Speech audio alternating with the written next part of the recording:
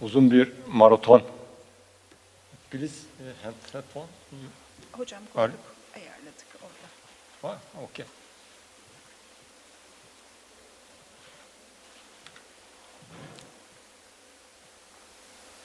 Bugün uzun bir gün oldu. O yüzden akşam toplantısı nedeniyle birazcık kalabalığımız yok, dinleyicimiz yok. O yüzden biraz geciktim. Çağırmak için, haber vermek için arkadaşlara. Özür dilerim. Doktor Osser, David Osser bizim neredeyse 10 senedir sürekli, hatta daha fazla oldu, destekleyen, sürekli toplantılarımıza katılan ve değerli birikimlerini bize aktaran en değerli konuşmacılardan birisi. Ve az önce de sabahta söylediğim gibi bir toplantıda, Hashimoto'nun toplantısında yıldızlarımızdan en önemlilerinden birisi. Dünya çapında bir insan. Bir anekdotumu anlatmak istiyorum. 2017 yılı APA toplantısındayız. Kemal Sayar Hoca var yanımda. David Osser'ın bir toplantısı var. Nasır Gami ile bir toplantısı var. Bu kadar, bundan birazcık küçük salon. Biz yarım saat önce gittik girmek için ama tıklım tıklım doluydu.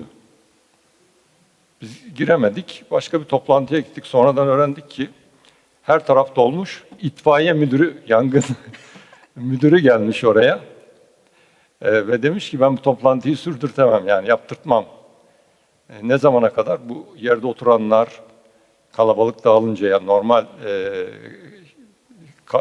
kapasitesi, salonun kapasitesi kadar oluncaya kadar. Yani o kadar değerli bir insan kendisi. Hiç unutmam bunu. Dolayısıyla belki burada çok iyi takdir edemiyoruz, farkında değiliz. Ayağımıza kadar gelmiş çok kıymetli, dünya çapındaki en meşhur psikiyatrinin, psikofarmakolojinin, nörobilimin hocalarını ağırlıyoruz. O yüzden şanslıyız aslında. Kendisi üşenmeden, şey yapmadan geldi buraya. Ben onun için yeniden teşekkür ediyorum. Hem ailesine, Stefani'ye, hem çocuklarına hem de kendisine tekrar hoş geldiniz diyorum. Doktor Osser gerçekten şimdiye kadar izlediğim, katıldığım toplantılarda çok kapsamlı ve gerçekten bir öğretici, eğitici, hoca vasfında bir insan. O yüzden çok şanslı olduğumu addediyorum. Çok şey öğrendim kendisinden. Çok teşekkür ederim tekrar. Ben Feyza Hocama, Doktor Osser'ın CV'sini, biosunu okuması için rica ediyorum. Merhabalar. I know words are not enough to describe your work, but I will try to read your bio sketch, David. David Osser is Associate Professor of Psychiatry, Harvard Medical School at the VA Boston Healthcare System, where he is Medical Director of Homeless Domicile and lead psychiatrist of VA National Bipolar Disorders Telehealth Program. He has published nearly 200 academic products with various collaborators, including original articles, reviews, algorithms, lectures, and books. The latest book is Psychopharmacology Algorithms, second edition, which was published in 2026. The algorithms and displays on his website, so you can go and check for that. He is on the editorial boards of Psychiatry Research, Psychiatric Times, and Journal of Clinical Psychopharmacology. He contributed 15 lectures to the 12th edition of Model Psychopharmacology curriculum for teachers of psychopharmacology affiliated with the Journal of Clinical Psychopharmacology. Osser has received many awards, including the 2012 Research Mentorship Award of the American Psychiatric Association in recognition of substantial and formative contributions to the mentoring of students and residents throughout the distinguished career. In June 2023, his Harvard South Shore psychiatry residents and advanced practice psychiatry nurse practitioners interns voted him Best Teacher Award. So we can't wait to listen to you, David. The floor is yours. Well, thank you, Faiza Hanım. And merhaba. Nasılsınız? Ama ben sadece biraz Türkçe konuşuyorum. So I'm going to speak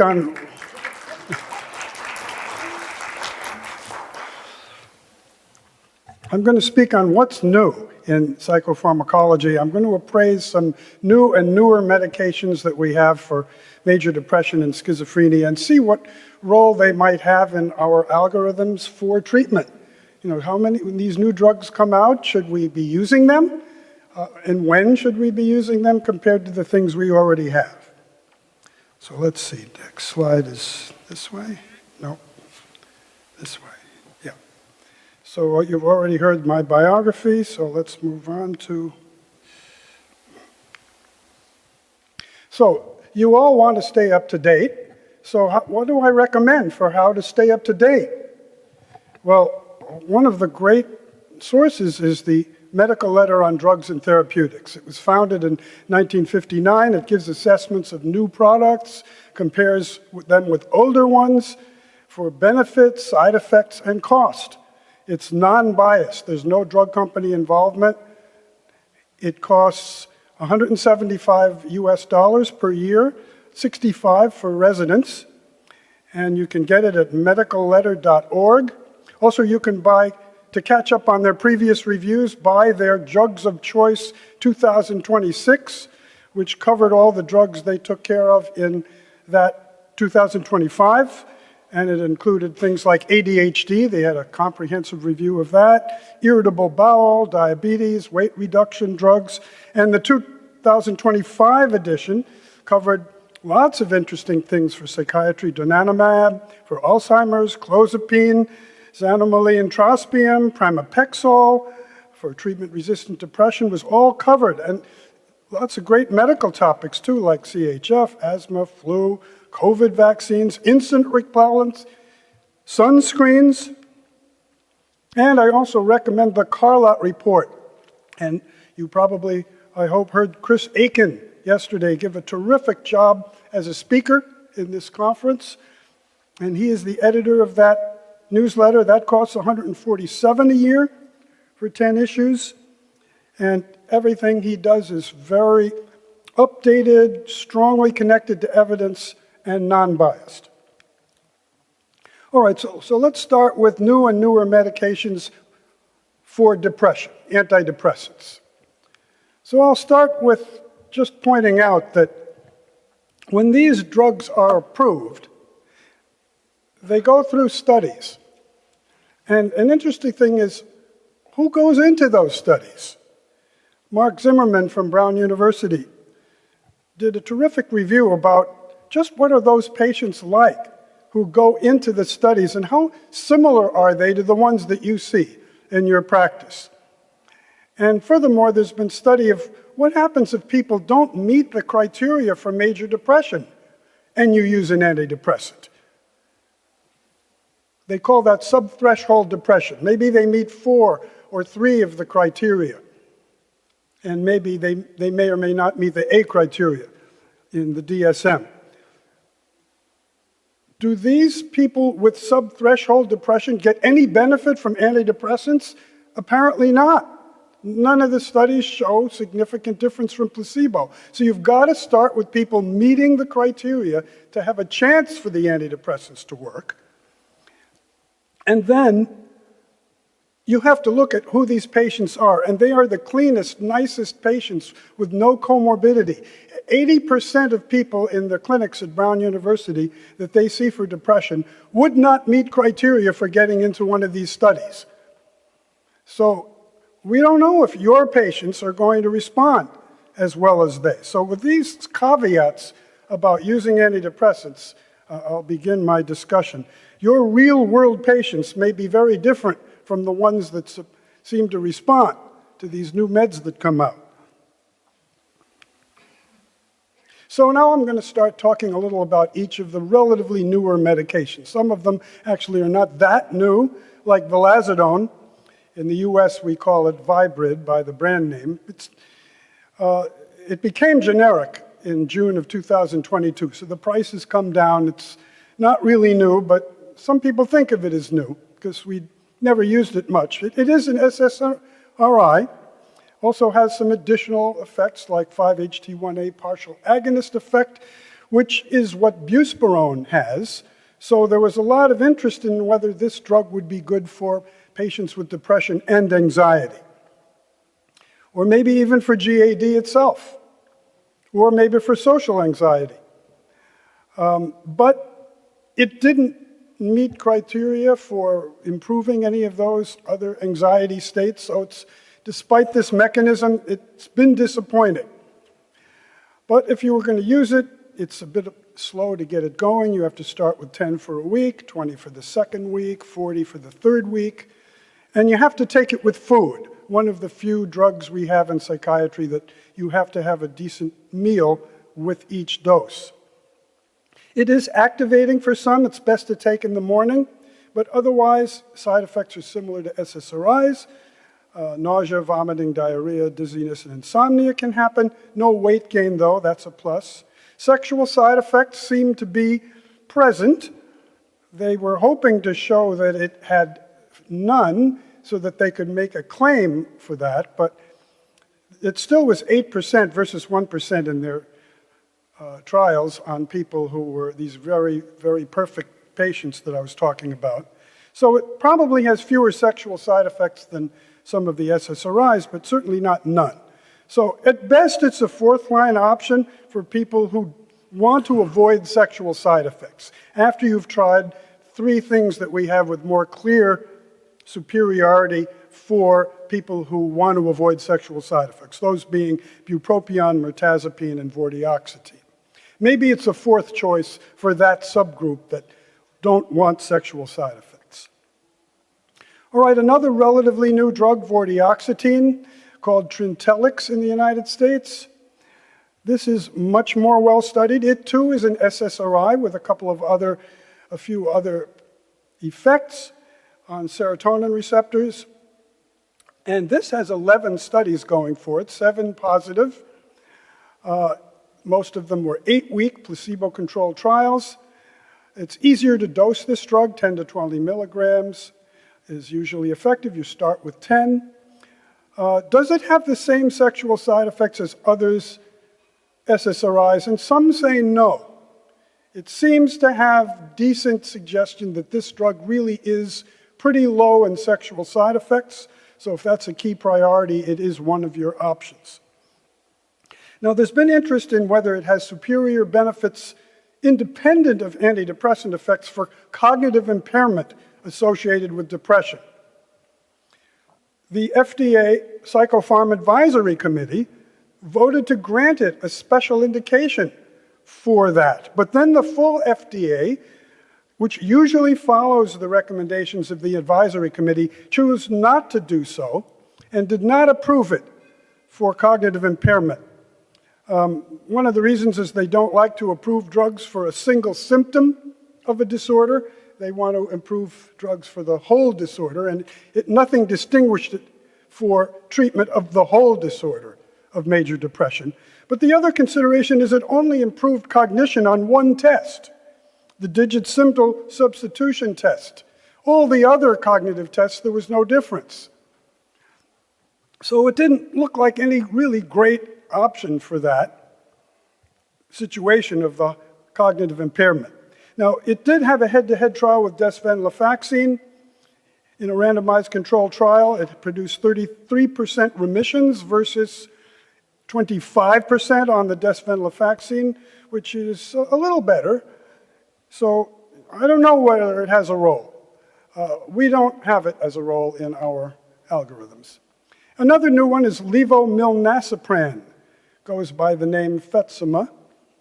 It is an SNRI, so it adds to our choices in that category of drugs, but nothing particularly distinguishes it from the other SNRIs we have.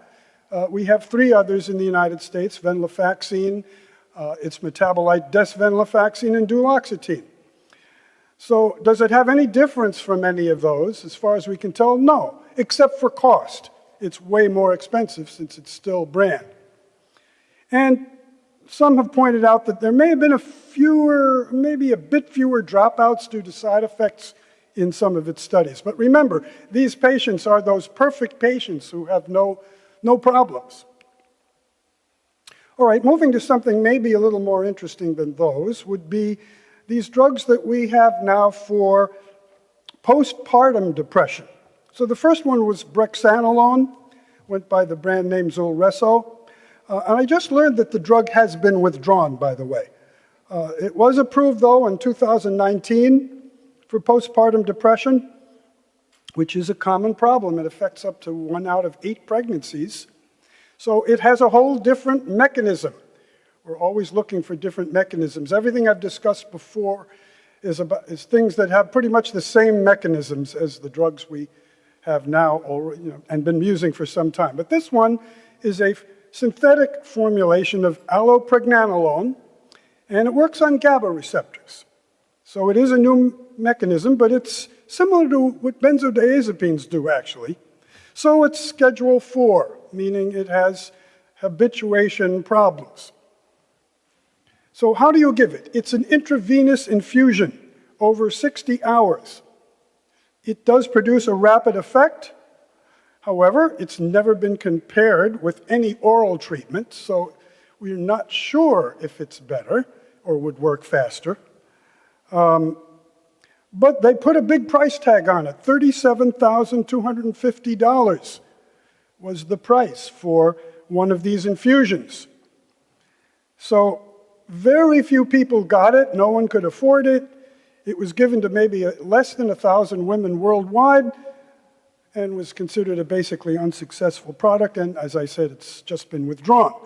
Because we now have zuranolone, goes by the brand name Zurzuvae. This is an oral version of brexanolone, and this was approved a few years ago for postpartum depression, although the approval is only for very severe cases. So what kind of results did it get? After 2 weeks of oral treatment with zuranolone, 57% responded versus 39% on placebo. But it starts quickly. Within 3 days, it was showing a difference from placebo, which is very rapid. That's good. You use a 50 milligram dose. This drug also must be with food. A 400 kilocalorie fatty meal is required. Now, they did have patients who were excluded if they had any kind of psychosis, and that's a big, bad group of people with postpartum depression. The ones with psychosis, they're the ones that do things like murder their babies and other horrible things. So those kind of people were excluded, and yet they had to be very severe in other respects. Now, they were hoping this would also be a treatment for major depression, and they did studies on it, but to see if this is an antidepressant in general for non-postpartum people, but in a big disappointment, it was not better than placebo for regular depression. So the cost of a 2-week trial of zuranolone in the United States is $15,900, which is, I guess, a bargain compared to the IV predecessor of it, but still a lot. And then there's the problem that it seems to start to lose efficacy if you continue it beyond, after the 2 weeks where it's working. In the next 2 weeks, the improvement seems to start fading. So what do you do then? It's not clear. You could give another 2-week course of it for another $15,900. You could consider switching to a regular antidepressant. And this product also needs to be compared with a regular antidepressant for postpartum depression to really assess its role and whether it's worth this extremely high cost. All right, now turning to some drugs that you are all very interested in, very familiar with, hearing about them all the time, that are new, relatively new. And I've gone to some of the talks you've heard today and yesterday in this meeting about ketamine and S-ketamine. In the United States, S-ketamine, which is the S-enantiomer of ketamine, of course, it's called Spravato. And it was approved in 2019 for treatment-resistant depression as an augmentation of regular antidepressants. So what is it? This is another new mechanism. It's a glutamate antagonist at the N-methyl-D-aspartate receptor. And the ketamine, by way of which it's related to, was an anesthetic, first approved in 1970. So it's, ketamine-related products have been around for a long time. And they've gained some notoriety, by the way, because people are using ketamine as a drug of abuse. It's known as Special K in the community of drug abusers due to its dissociative side effects. The dose, when used clinically, though, of S-ketamine is 56 or 84 milligrams, and it's administered by a nasal spray. It should be noted, though, that after getting this approval, a more recent study in this same group as an augmentation by Chen and colleagues showed no difference from placebo. Actually, that's not quite right. Improvements separated from placebo in 24 hours, but those benefits didn't hold up and were largely gone by 4 weeks. So this reduced excitement for this product. Now, there have been many reviews of the various sources of information about S-ketamine, a 2025 systematic review and meta-analysis of 87 articles about it, found modest efficacy as an augmentation, similar to the effects of second-generation antipsychotic augmentation, like with aripiprazole, but with no benefit for suicidality, unfortunately. Also, authors of this review by Fontolakis and colleagues were concerned about potential for abuse over the long term and the lack of adequate long-term trials. And here's another study, 2025, an observational retrospective cohort study from Italy, a big one involving 62,000 patients, found tiny improvements, more than with SNRI augmentation of an SSRI. But of course, observational studies do not demonstrate causality. There may be various reasons why the drug group did a tiny bit better. More about S-ketamine. In another randomized trial versus placebo at 51 sites, they tried monotherapy with S-ketamine rather than using it as an augmentation. But these were treatment-resistant people. And here they found pretty decent evidence of effectiveness and efficacy versus the placebo. MADRS scores dropped 5 points more than on placebo on the 56 milligram dose and 7 points more on the 84 milligram dose. These are effect sizes of 0.48 and 0.63 in 2 days, and it persisted for 4 weeks. But then it seems that after 4 weeks, you have to keep giving it, or it's going to peter out. So this is somewhat encouraging about it. Side effects are nausea in a quarter of people, dissociative experiences in another quarter, dizziness and headaches are common.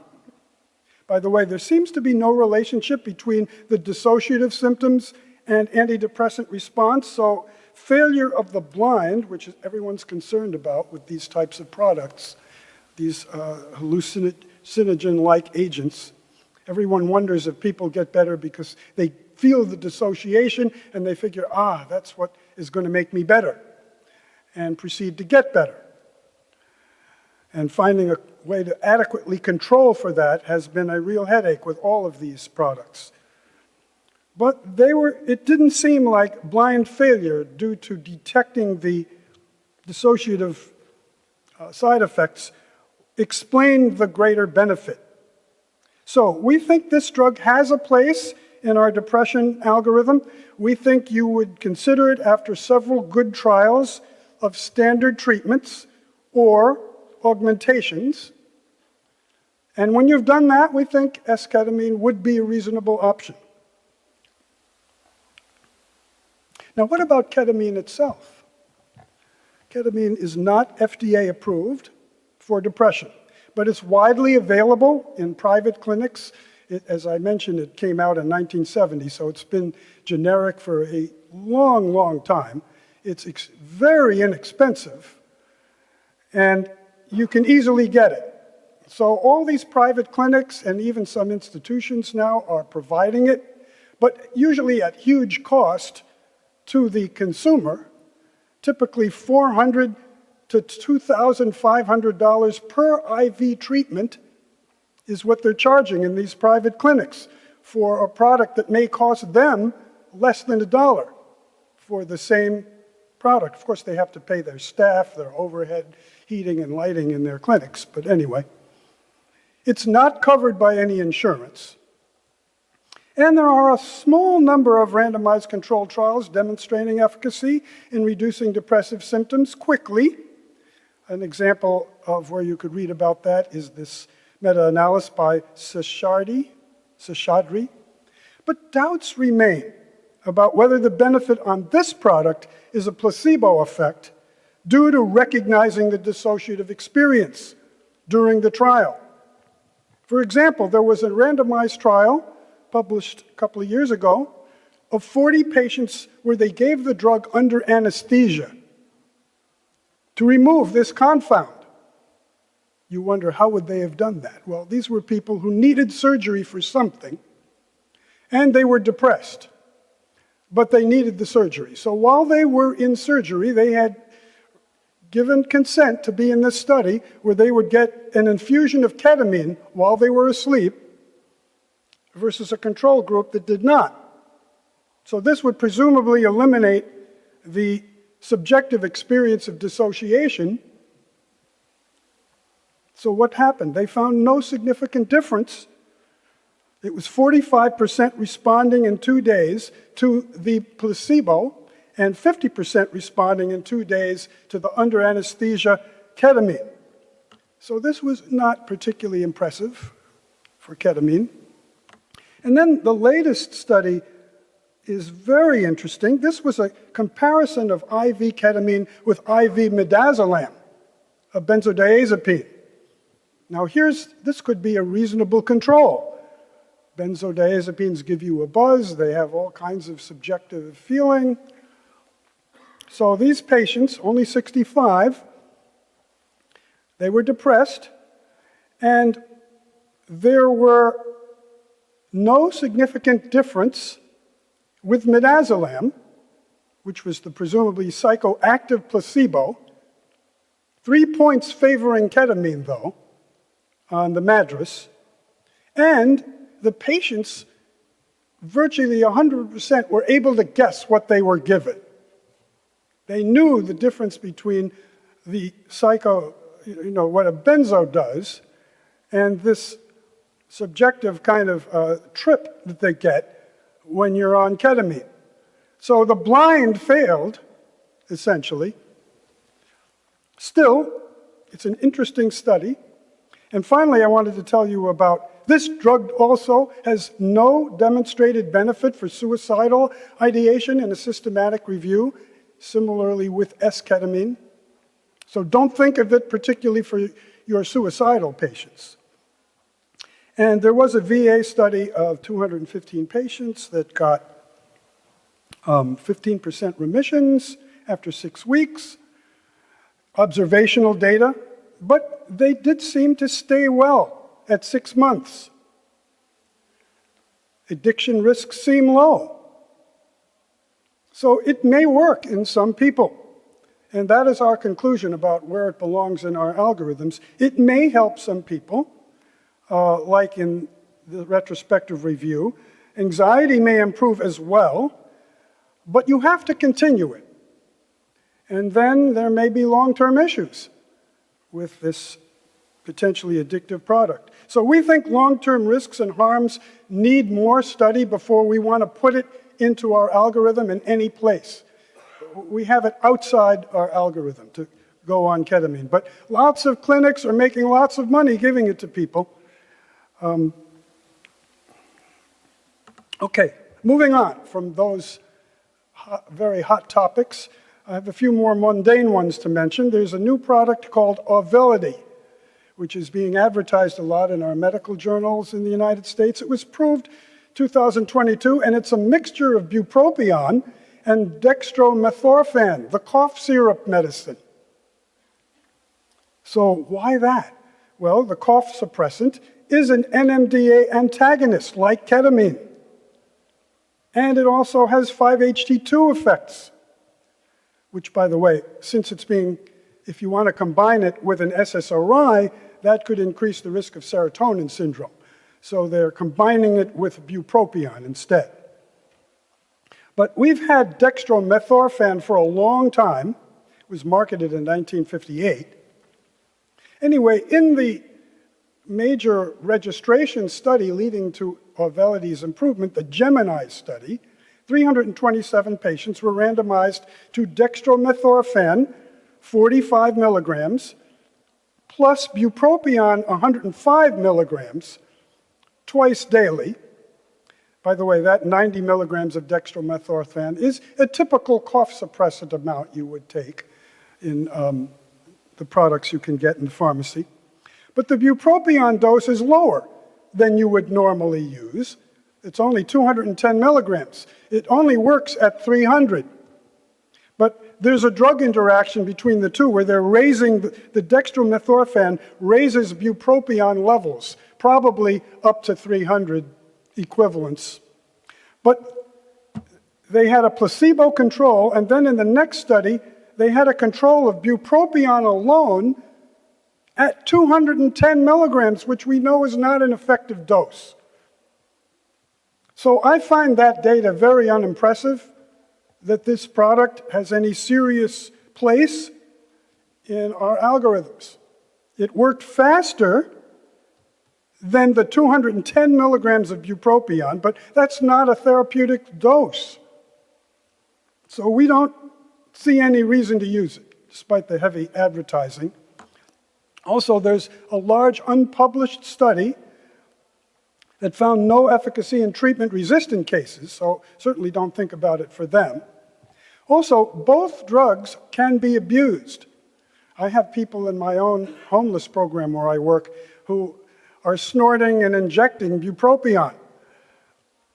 They think it's good to do that. I don't know. And people have also abused dextromethorphan.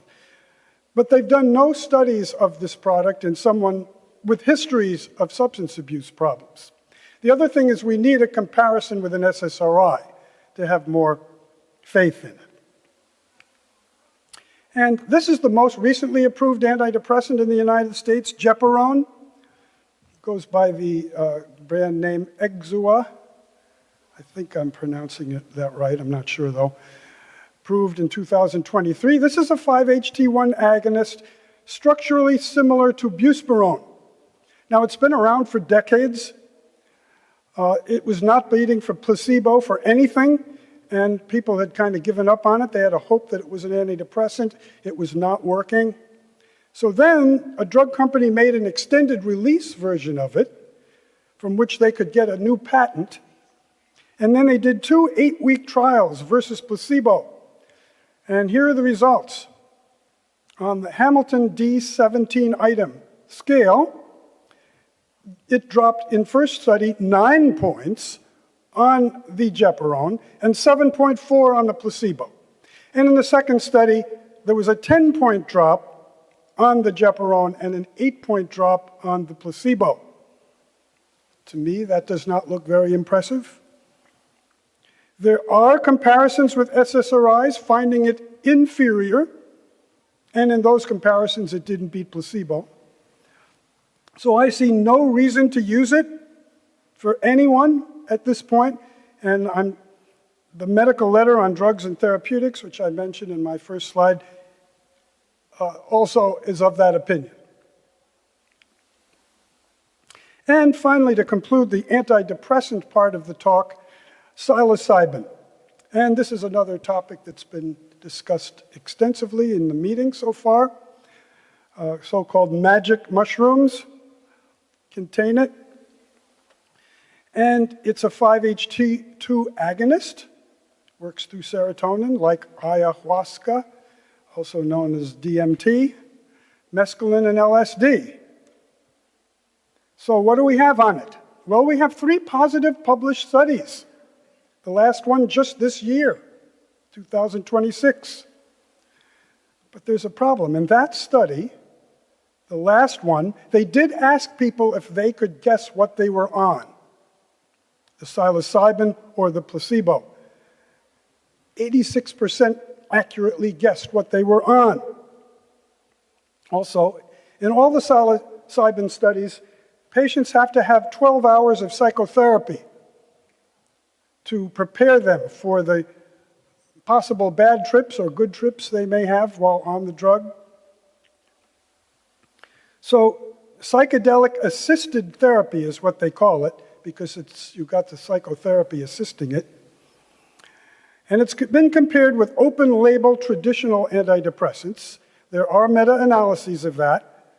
And in 24 trials, there's no difference in improvement between psychedelic-assisted therapy and open-label traditional antidepressants. So what does this mean? An open-label antidepressant is one where you know what you're getting. We're assuming from this evidence that when people are in the psilocybin studies, they know what they're getting. So the best way to compare them, according to this meta-analytic review, is to compare open-label antidepressant treatment with psilocybin treatment.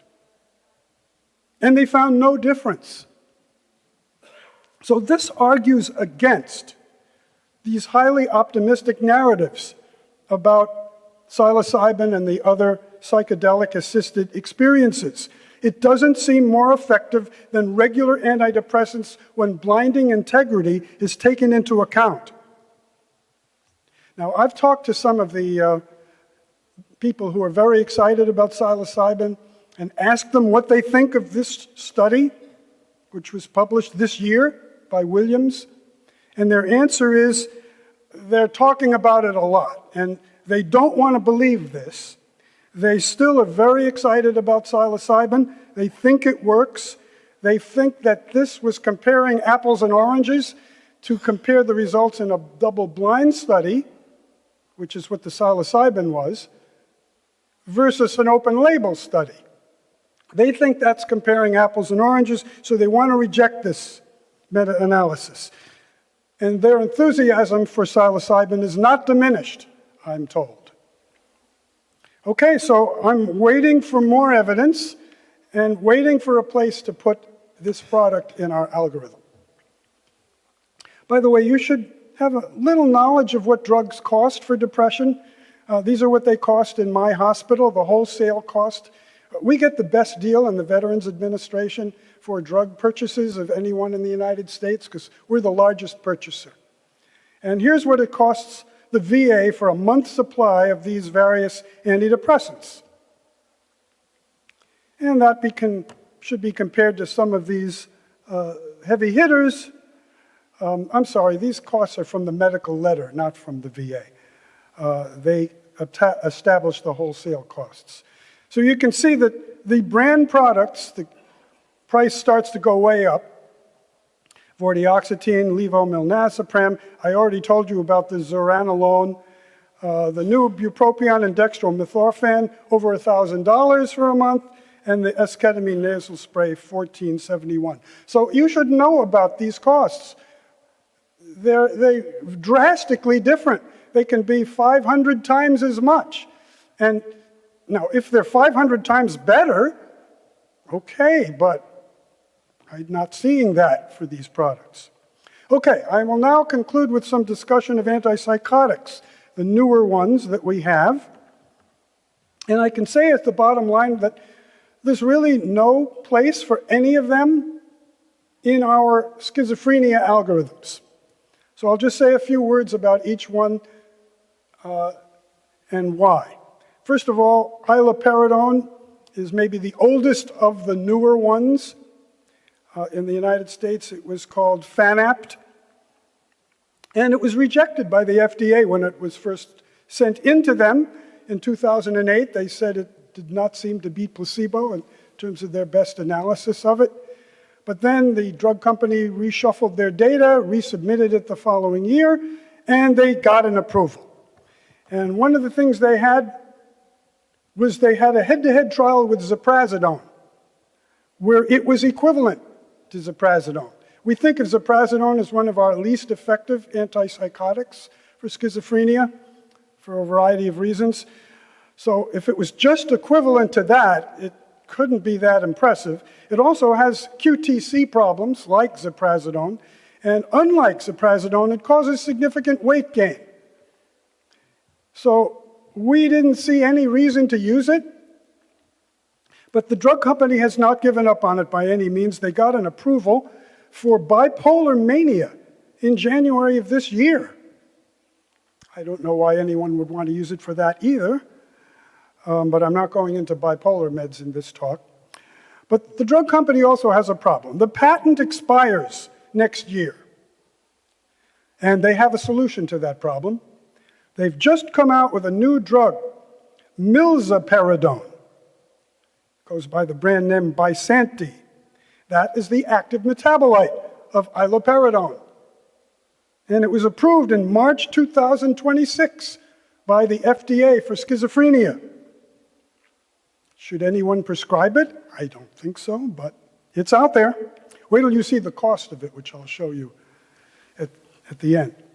Anyway, some more new drugs. Asenapine. Saphris came out in August 2009. Peculiar thing about it, though, is it has sublingual administration, which makes it very hard to evaluate its practicality for agitated patients with schizophrenia. They have to hold it under their tongue and wait for it to gradually be absorbed from there. And as I mentioned, the patients that are in these drug trials are your absolutely nicest, most cooperative schizophrenics that are out there that can participate in rating scales, and they show up for follow-up and do all these great things, which normal patients don't do. So they were able to do sublingual administration. So, but still, it's a practical problem. So the drug company came up with the asenapine patch in 2020. But they put a big price tag on it, $1,200 a month, and also they had a problem that the patent expired in 2020, so they needed something to keep it going. And that's our story on asenapine. We are not impressed with it. Next option is lurazidone. Goes by the brand name Latuda in the United States, approved in 2010, has 2 positive studies in schizophrenia. We think it's a pretty good drug. We actually have it as an option for initial treatment because it has somewhat less side effects than some of the others, and also has an FDA approval for adolescents. So for early onset patients, it could be a reasonable option. But it's got a lot of disadvantages. There's no long-acting injectable if you need that, nothing about it for treatment-resistant cases. And they did do a head-to-head with olanzapine, which was very bold of the drug company, by the way, to go up against olanzapine, one of our best non-clozapine antipsychotics. And it wasn't as effective as olanzapine, but we commend them for at least putting that data out there for us. Another newer antipsychotic is paliperidone, which is the active metabolite of risperidone. By the way, if you ever get a blood level of risperidone, and we do recommend routinely getting blood levels on antipsychotics to see if you're giving an adequate dose before giving up on it, and the level for risperidone should be something like 20 to 40 nanograms per mil. But what you find when you get a blood level of risperidone is you'll see a lot of paliperidone in the blood, which is 9-hydroxyrisperidone. And if you give one of the long-acting injectable risperidone products, almost the only thing in the blood is the paliperidone. So basically, you're giving paliperidone when you give risperidone. So we see hardly any advantages to it, to make a long story short. All right, further new options. Brexpiprazole goes by in the United States with the brand name Rexulti. Great name, makes you think you'll get great results with it. Anyway, some differences in receptor effect from aripiprazole, but probably clinically insignificant. But this is the successor to aripiprazole. It came out just at the same time that aripiprazole became generic. So this was a patent-extending product in the intentions, apparently, but they've tried to make a case that it's superior in some respect, but this has been very hard to demonstrate. But they've also gone for other approvals. They found that it does work and got an approval as an antidepressant augmenter for unipolar depression, so it could replace aripiprazole for that as well. And it got an approval for agitation and dementia, which it is now the only FDA-approved drug for that indication. Now, in our algorithm for agitation and dementia, which was presented at this meeting by my colleague, Dr. Chen, 2 years ago, we recommend aripiprazole as our first-choice antipsychotic for agitation and dementia. So this came out and actually got the FDA approval. We still prefer aripiprazole over brexpiprazole, despite it not having that approval, because it has pretty decent evidence, and the cost is like 500 times as much. I'll show you the price shortly. And next we have cariprazine. Cariprazine goes by the brand name Vraylar. It was first approved for schizophrenia. Later it became probably much more famous as a treatment for bipolar depression and mania. It is a partial dopamine agonist, by the way. So we now have 3 partial dopamine agonists in our armamentarium: aripiprazole, brexpiprazole, and cariprazine. All have that property. And it's gotten a bunch of extra approvals for mania, mixed mania, bipolar depression. But there's some very bad news about cariprazine. Very bad for clinicians, as well as the drug company. They did a large maintenance study in bipolar disorder. Very well designed, carefully designed, actually, if anything, rigged to find a positive result as a maintenance treatment. Published by McIntyre and colleagues in 2024. The drug company advertising for Vraylar, which is extensive on TV in the United States, does not mention that the drug failed to beat placebo for either preventing the manias or the depressions over a 1-year period. Very disappointing. So we've knocked it down in our estimate of our algorithm for bipolar disorder because of that very disappointing maintenance data. You do want your patient to stay well once they get well, so it's pretty important. By the way, it's also had study for regular depression augmentation. It got approved for that, though a very small effect size, 0.3. But then there was a replication study of that. So often replication studies don't find the same thing as the first study, and that was the case with cariprazine. In 750 patients, it didn't beat placebo as an augmentation in major depression. Lumateperone, Caplyta, is also being heavily advertised out there for bipolar depression. We're much more interested in it for that, but it was originally approved for schizophrenia, and it's an interesting drug. It's a derivative of haloperidol. But the brilliant chemists at the drug company found a way to change the haloperidol molecule so that this product does not have extrapyramidal side effects. No EPS, no Parkinsonism, no akathisia, also no weight gain,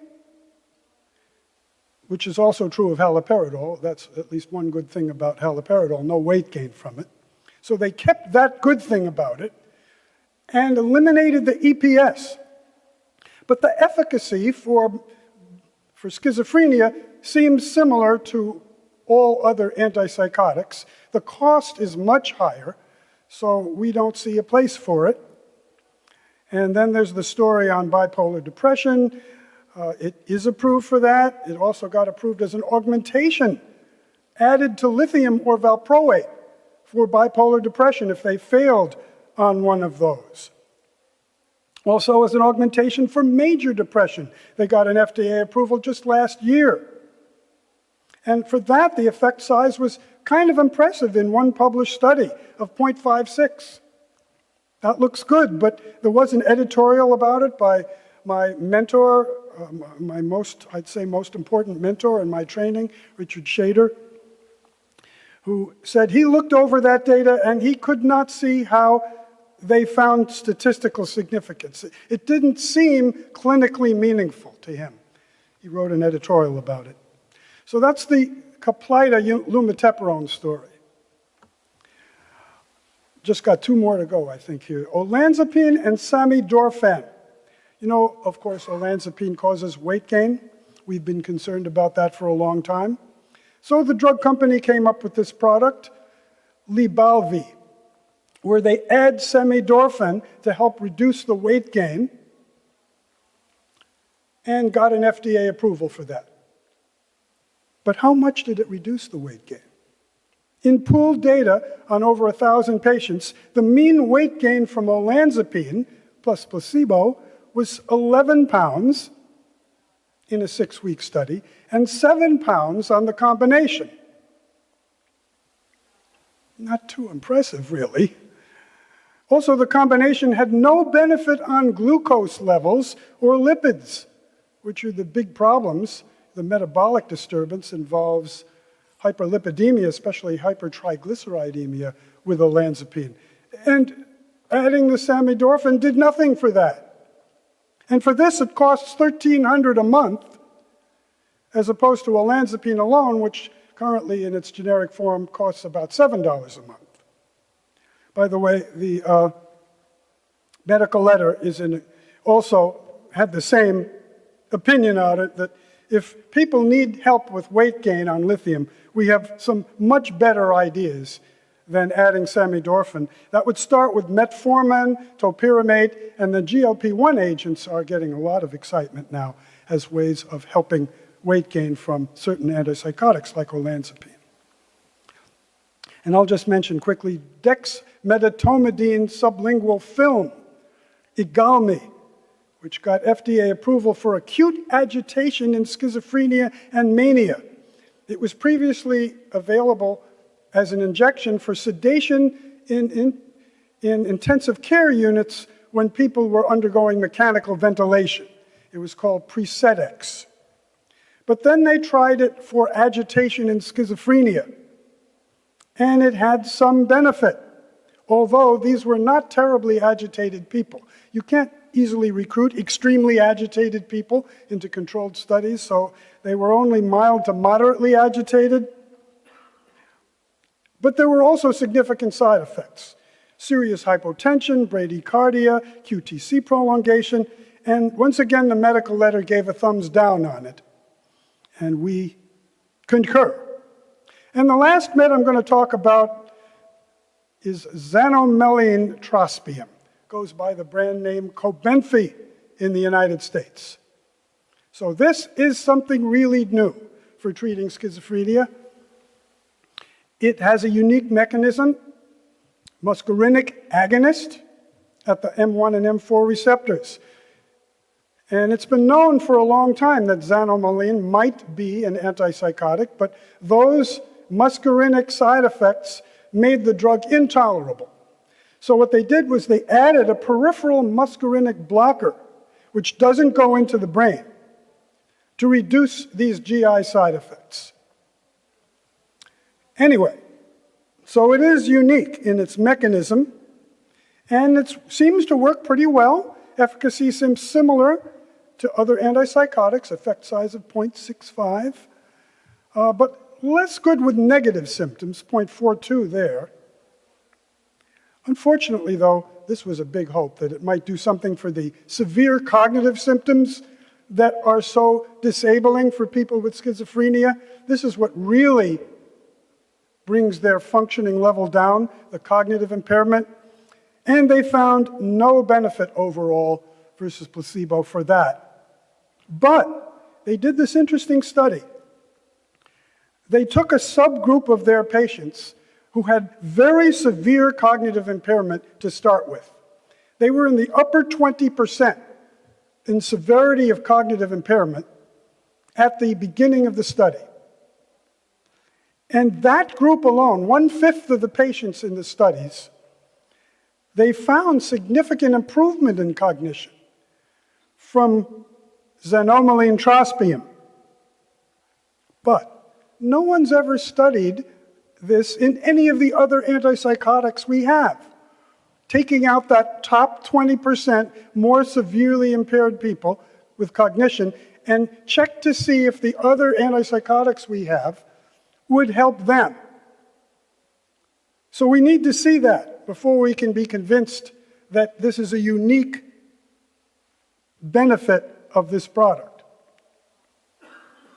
Now, what else can we say about it? What about the long-term effects? Well, unfortunately, no controlled studies to evaluate maintenance efficacy versus placebo or versus another antipsychotic. So will it continue to work?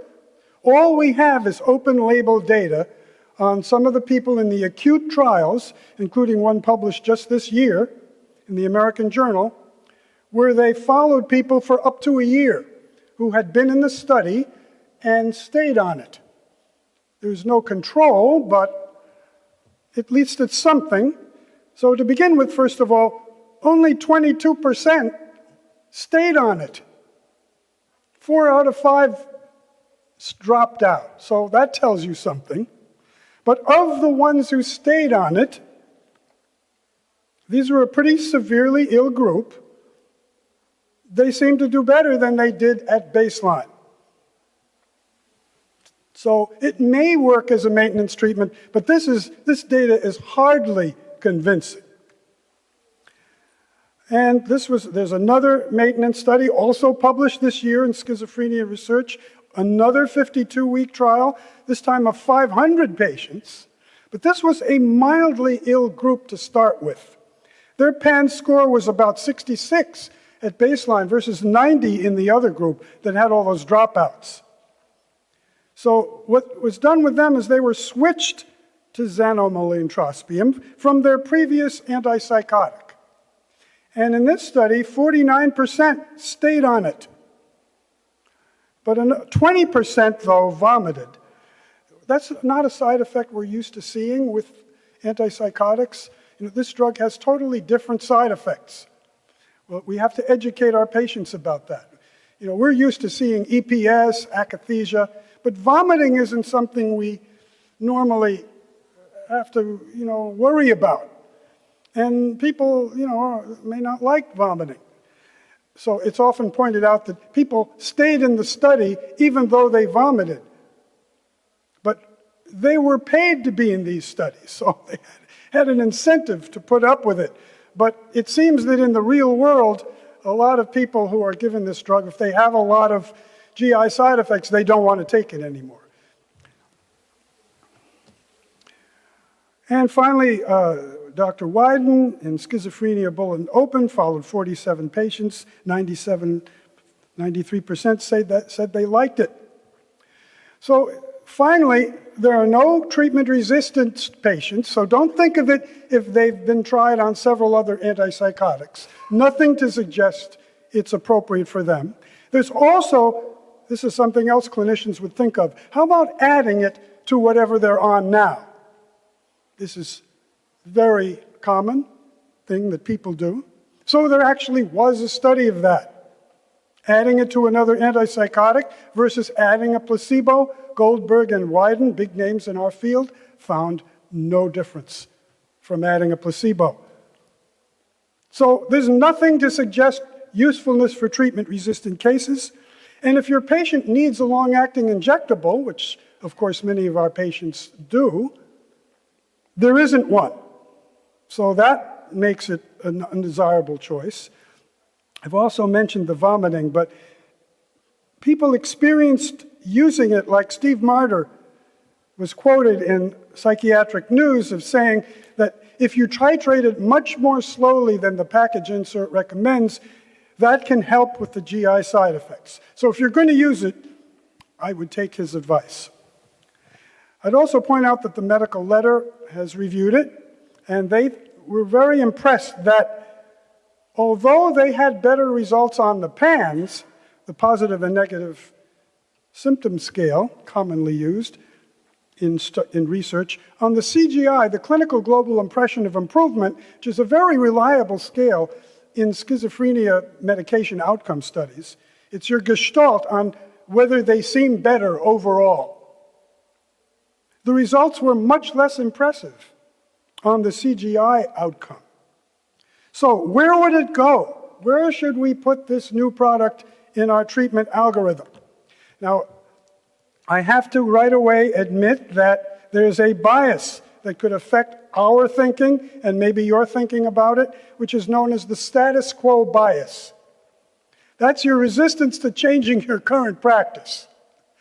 And that could be true of algorithm constructors also. We could be very happy with what we've got and want to believe that the new thing is not worth it, especially for the cost. And patients too. It's remarkable that patients will accept pretty terrible side effects that we give them from our standard dopamine blockers. We're all used to doing it for decades. I've been in practice for 50 years, so I've seen it over and over again.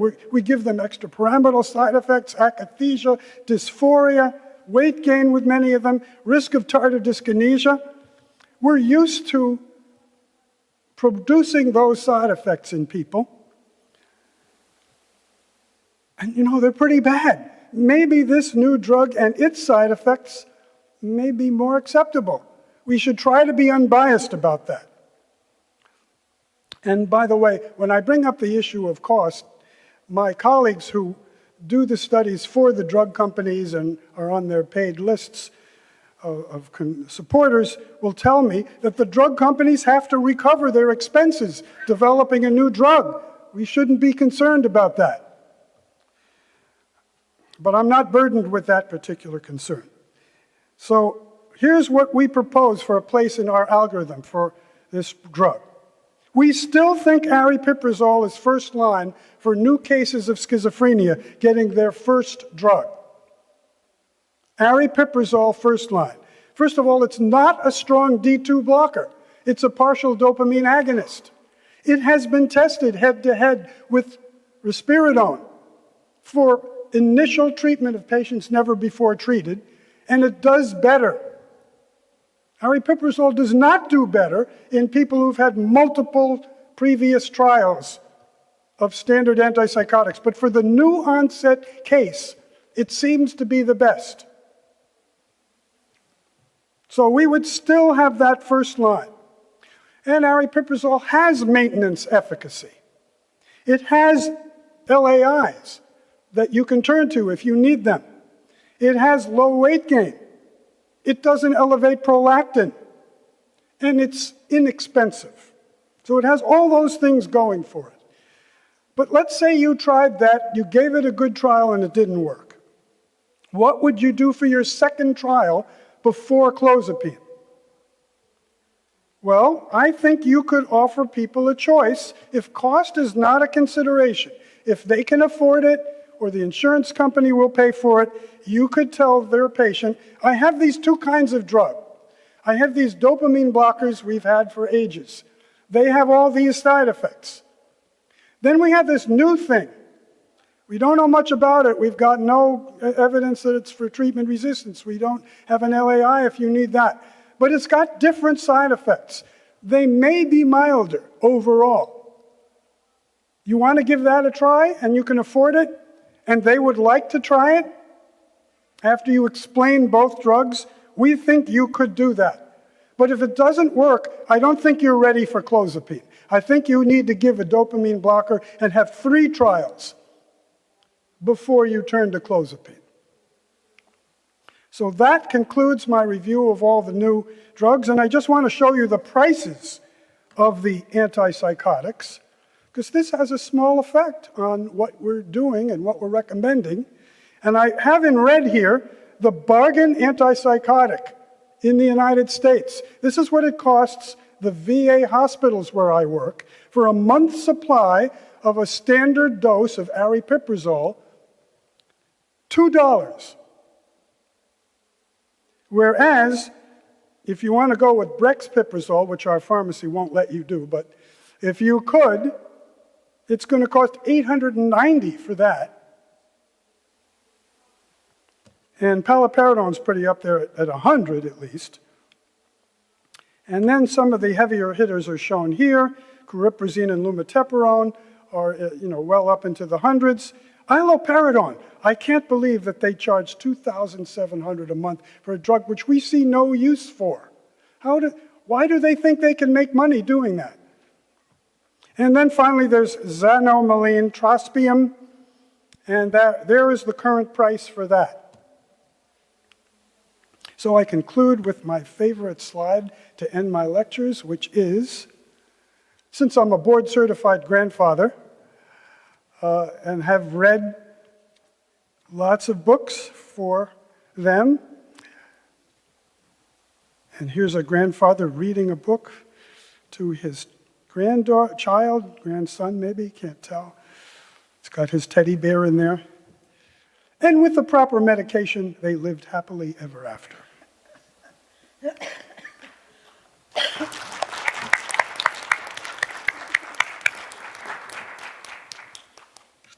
All right, I think we have time for some questions. Profesör David Osser'a çok teşekkür ediyoruz bu kapsamlı ve gerçekten tarafsız yaklaşımından dolayı. Soru, cevap, katkı. Buyurun. Sayın Hocam, çok teşekkür ederiz sunumunuz için. Benim bir sorum olacak. Son güncel literatür bilgilerine bakıldığında artık monoaminerjik sistem üzerinden yapılan tedavilerin tedavi sürecinde artık yetersiz kaldığını ve son güncel çalışmalarda antiinflamatuar sistem, immünolojik mekanizmaların depresyon tedavisine artık yer edineceği konusunda kanıtı yüksek çalışmalarda mevcut. Özellikle en çok ön plana çıkan çalışmalarda ketamini de ön plana alarak, ketaminin antiinflamatuar etkinliği, eskitaminin antiinflamatuar etkinliğini de göz önüne alarak işte TNF-alfa blokörleri, infliximab, minosiklin, selekoksib gibi prostaglandin üzerinden etkinlik gösteren farmakolojik ajanların artık ön plana çıkacağı üzerinde çalışmalar mevcut. Sizin bu konu üzerindeki düşünceleriniz nedir? Yani depresyonun tedavisinde antiinflamatuar mekanizmalar, enflamasyon üzerinden etki edecek ilaçlar üzerindeki bir öngörünüz, düşünceniz konusunda bilgi almak isterim. Teşekkür ederim tekrardan. Well, thank you for that great question. If you heard Dr. Chris Aiken's talk yesterday, he included anti-inflammatory processes as a reason to consider other treatments than the standard treatments when people are resistant to the standard treatment. We don't have that subgroup in our algorithm, but I'm very interested in his formulation of that. I took notes during his discussion of that, and most of it's speculative, that not really adequate controlled studies for me to feel comfortable yet that this should be, that he was suggesting that we measure inflammatory substrate with the blood test, I forget which one it was, at least one blood test that you would do to tell if it's at a level of 3 or more, that means they have significant inflammatory processes going on, and then they might be a candidate for a half a dozen different treatments that he thought might be preferential in those cases, either as add-ons or possibly as standalone treatments. L-methylfolate was one of those that I do remember. So I'm open to that possibility that there are certain combinations that could be better. But when you combine the standard meds that we have, that's where the data has been very disappointing. That, for example, that SNRIs are better than SSRIs, that just is not supported by the evidence. There's also a number of studies showing whether you start a patient on a single monoamine antidepressant versus comparing it with 2, 3, and 4 trials, 4 different monoamines affected. There's a famous study from Los Angeles where they compared an SSRI with an SNRI, and then they threw bupropion in, and then the final arm of the study had mirtazapine and venlafaxine, which gives you 4 different neurotransmitter effects. And there was a very slight better result with that drug, the 4-action drug, than the other 3. Not a huge difference, but a small difference. So it became known as California rocket fuel after that study. And that's also why it was put into STAR-D as the level 4 treatment. After people had had 3 different trials, the 4th trial, they got a choice of California rocket fuel, that's the mirtazapine plus venlafaxine in pretty solid doses, or an MAOI. For those that are, still believe that MAOIs have superior special efficacy. That was stage 4 of the STAR-D study. And what did they find? Well, there actually was a numerical advantage to the California rocket fuel. Not statistically significant, but enough to keep the idea alive that you do get something from combining different neurotransmitter effects. So I'd say this is an open area that we will know more about, and I don't think we know enough to formalize it into our algorithm, but we're watching the evidence closely.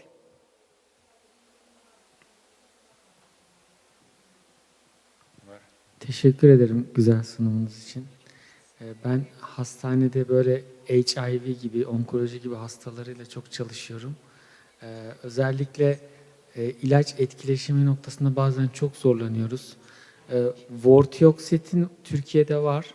Bu konuda sizce gerçekten çok güvenli mi? Biraz özellikle bazı SSRI kullanan hastalarda bile bazı etkileşimler çıkıyor.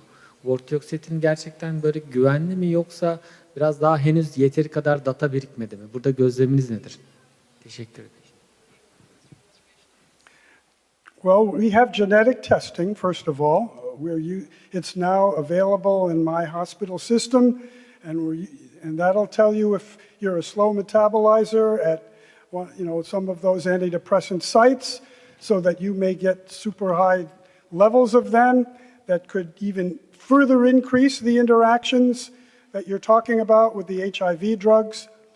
So with the combination of genetic testing and knowing what those interactions are, gives you the ability to try to pick and choose what would be safest. So I do agree and advise you to do your best job at that. It requires a high level of knowledge of these interactions. I used to, for years, work with a psychiatrist, Jessica Osterheld, who developed a computerized program where you could enter the drugs into a program, and there are now many competition programs that do that, so that you could look these things up yourself and make these predictions. But what I still use actually is Jessica developed a sheet where she put all the interactions on a sheet. So you could, and I give this sheet out to my residents. I could email you a copy if you'd like. And I find it faster to look on this sheet to see what the interactions, and she's got all the HIV drugs in there as possible substrates and where they're active, and then which drugs could be substrates or inducers, which could be inducers or inhibitors of those substrates. And I rely more on that single piece of paper than these programs. But the programs are out there, and some computer systems have incorporated such programs in the electronic medical records so that, if you want to prescribe something, the computer knows that they're also on A, B, and C, and they'll tell you that there's this interaction. Our computer does that for you pretty well. So that's the other backup you have for trying to sort this out. Evet. Ben bir şey söylemek istiyorum. Bu anti-enflamatuar etki ile ilgili COVID süreci kapsamında o dönemlerde okumuştum. Fluvoxaminle ilgili bir yazı vardı, bir çalışma vardı. Onun anti-enflamatuar etkisinin olduğuna dair o kalmış aklımda. Diğer Ömer Hoca'nın da bahsettiği şey de vortioksitin çok daha fazla reseptör üzerinden etkili olduğu için ilaç etkileşmesi bence çok daha fazla olabilir yani hocam. Ona dikkat etmek lazım yani. En az escitalopram'da var mesela QTC dışında benim bildiğim. Bu konuda David'in de mutlaka çalışmaları veya vardır, bilgisi. Ondan da bir sorabiliriz. QTC mesafesinin uzaması var. Onun dışında etkileşme daha az olduğunu biliyorum. Hakeza sertralin'de de biraz o konuda daha az etkileşme var benim bildiğim. Well, I think that could be a legitimate area to expand our algorithm. Like I said, if you go and look at our algorithm, a good place to check would be on our website, psychopharm.mobi, and go to the depression algorithm. You'll see that we have taken into account almost all those contingencies that Chris presented. We agree with him that there are all these subgroups that may have a special treatment. One that we don't have is inflammatory markers. It's BD, the marker he wants you to measure is the BDI, is that what it is? No. BDNF. BNF. Brain? BDNF. BDNF, okay. So we're not measuring BDNF and we're not taking into consideration on it. I think we should think about whether we want to add that. There is quite a bit of suggestive data. But where exactly do you turn to those treatments? And what do you need to know to make that decision needs a further delineation.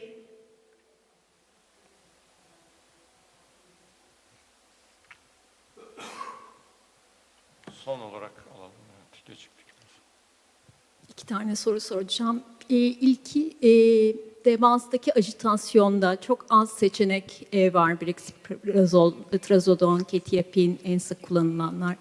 Acaba fazla bir seçeneğimizin olmama sebebi birçok ilacın antikolinerjik yan etkisi mi? Yoksa başka şeyler mi? İkinci soruda vortioksitin kalple ilgili olarak yan etkileri açısından. Mesela yeni ameliyatı olmuş, kalp ameliyatı olmuş bir hastada vortioksitin sertralinin önüne geçiyor mu? Yani güvenlik açısından.